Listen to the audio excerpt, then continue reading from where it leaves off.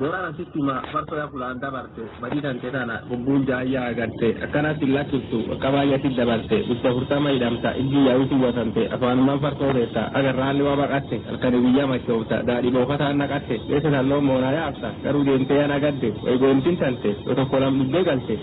segi jolle polisi farto fuli ratti garte usta hurtama ta siti nyaate da barte jeri tinna jere